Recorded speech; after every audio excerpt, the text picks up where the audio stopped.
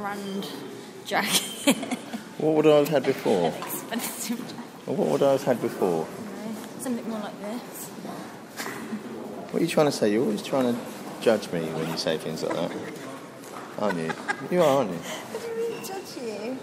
I've got the hat. Come on, let's go. We're going into the hall for the talk now. I'm going to be quiet. I've got 9% battery, so it might run out pretty soon here. It's a kind of arc of chairs like a congress. Rather fantastic and regal in its worth. Art Deco, though. Beautiful Art Deco lampshades. Look at those. It's incredible.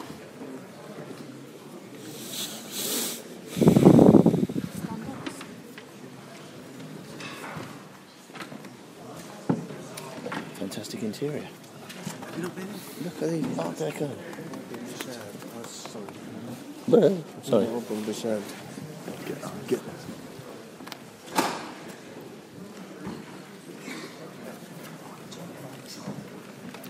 Oh, mate. Here, mate. I might stand over there. Where are you standing? I'm going to stand over here. Yeah. How you doing, man? All right? Yeah, good, thanks. Yeah. Yeah.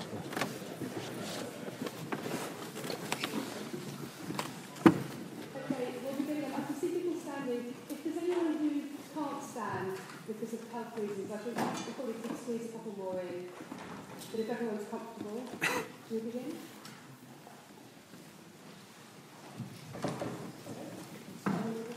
Just for a second, people take their seats.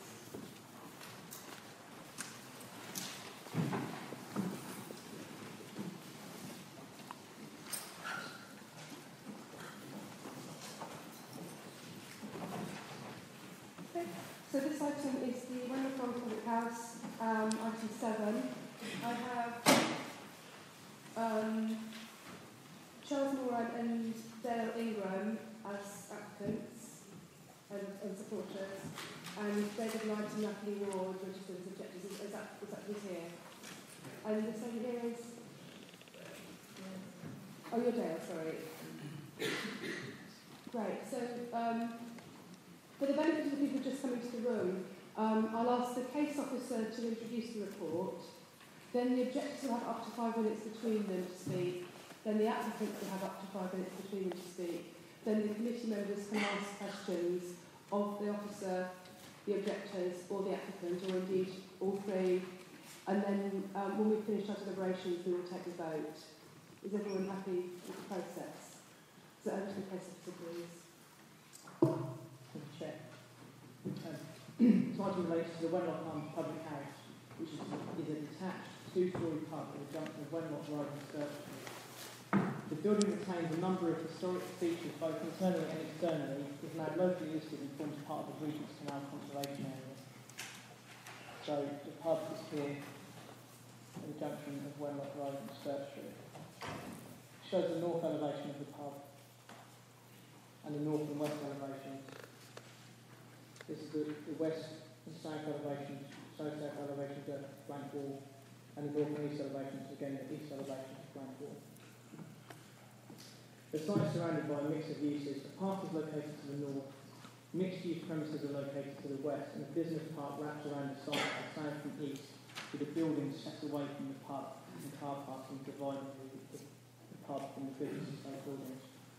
This is the view east of the site, so the gap that provides an entrance to the business park. This is the business park building there.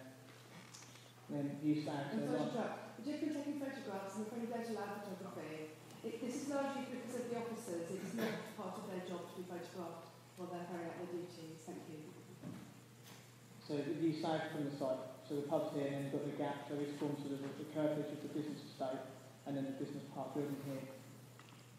North of the site is the park of the open space. And then to the west, the mixed-use buildings, so a mix of commercial and some residential uses involved in the buildings as well.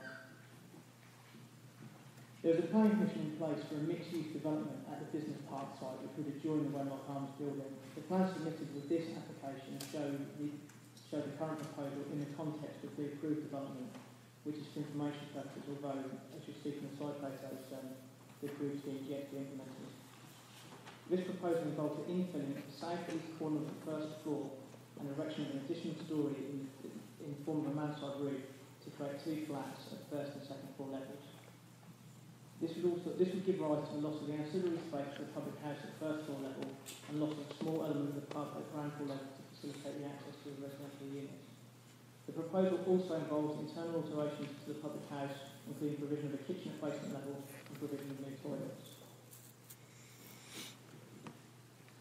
So, running through the drawings, these are the existing drawings. So, the existing basement plan and the existing ground floor, which is primarily the pub layout, with a bit for the bar here, pub entrances here and here, and then some ancillary bits of the pub here. And at the first floor level, this is the edge of the building here, so it's ancillary space. This room here, this area here has been used at times as community space. There's also been residential, sort of ancillary residential use at times as well. So the proposed cellar provides a beer cellar here and the kitchen area is provided here. Sorry, for clarification purposes, north is the top in each case. So the ground floor retains the bar in its existing position and entrances. This area here provides a residential entrance that goes up the steps. Bin store and cycle storage is provided here. The new toilets for the pub facility are provided in this area here. So it's broadly the same area as the existing toilets, but some standard space provides for disabled toilets as well.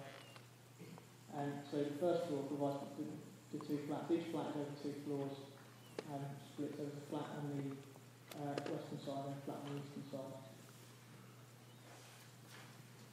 And again, the second floor shows the living kitchen areas of each of the flats. So you see from elevations, there's elevation alterations here to provide the residential door and the bin store door, and then you've got the roof extension here. This is obviously previously about the consented scheme training complex. This is it adjoining the pub here. So this is the north elevation.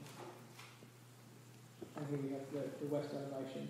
And it's noted that during the course of the application, minor amendments have been changed, have been submitted to amend the size of these windows. So these have been slightly reduced in size to be more consistent with these windows below.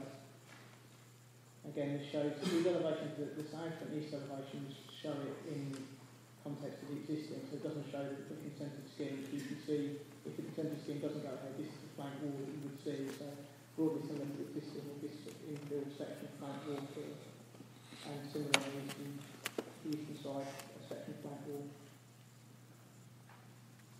Going back, this is the sort of visual image of what the proposed scheme would look like, again shown in the context of the approved scheme, although of course it's possible that that scheme may not be implemented if it's consented to in isolation. The consultation exercise undertaken on the application concerned 93 written objections and 2 letters of support, including one from representatives of the campaign to real. The principal issues raised by objections relate to the impact the proposal may have upon the way the pub is run, its character as a pub, and the loss of the upper floor ancillary space, which I've mentioned before, has been used as a community room. With regard to these points, whilst the benefit the pub provides to the community is noted, it's important to be aware that at present there are limited planning controls over these matters. The use of the whole pub could be changed to any other form of drinking establishment, a restaurant, or even a retail premises without the requirement for any form of planning consent. In addition, the first floor can be used for anything which is ancillary to the main use of the premises, which includes residential use, albeit landlord's accommodation, and internal alterations to the pub can also be made. The recommendation includes suggested conditions which would require planning permission for any subsequent change from the drinking establishment use, which require the works of the interior of the pub to be completed prior to the occupation of the flats, and the retention of all unaltered features of the pub as part of the works. It's considered that these conditions would serve to enhance the level of planning control over the use and character of public house that's in place at present. The other significant issue raised is the impact of the proposed development on the character and appearance of the property and the Regent's Canal conservation area. This has been considered, including in light of the local listing of the building and the planning services review, proposed alterations in addition to the scale, position and appearance, which would preserve the character and appearance of the site and the surroundings, and as such are considered acceptable. The proposal is considered acceptable in terms of other material planning considerations, including the impact on a neighbourhood amenity and the quality of the housing provision as detailed in the committee report. Accordingly, it is recommended that planning permission be granted, subject to the conditions detailed within the report. The Finally, it's been drawn to my attention that the addendum refers to the local listing being adopted on the 7th of December. This is a typo on my part. It should actually read the 17th of December. Thank you. Thank you very much. So, objectives, you have up to 5 minutes between you. The light will come on when there's 1 minute to go. So, any minute you wish in your own time. Okay, we sorted out our own time. I'm David Knight, and I've been a Wenlock Arms local for the past 10 years.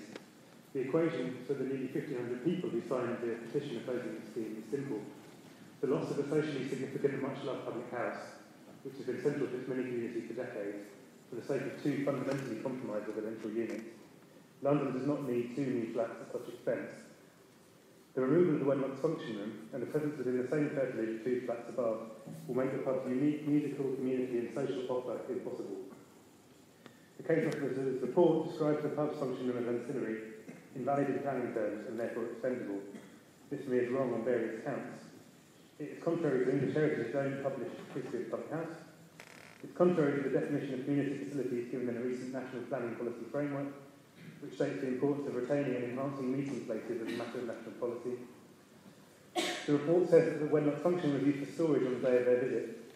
This is not surprising if by that date the pub was already in the possession of the current applicant, who has tried to demolish the pub upon refusal of its first scheme, has managed the pub to decline over the past 8 months, and he clearly will have a vested interest in putting the function out of use. The proposed flats contravene the London Housing Supplementary Planning Guidance on at least 3 counts, and Hackney's own housing policy regarding family-sized units. The first contravention is that one of the proposed dwellings is a single-aspect dwelling facing north. The officer's report allows this because it faces a park and has a skylight at the back of the plan. However, no such allowances are made in the SPG. Secondly, neither of the proposed dwellings will have any private outdoor space, contravening the SPG's minimum standards. The report waives these standards again because of the adjacent park and because the units will not be family homes, neither of which seems an adequate justification for allowing flats without any private outdoor space to be built above.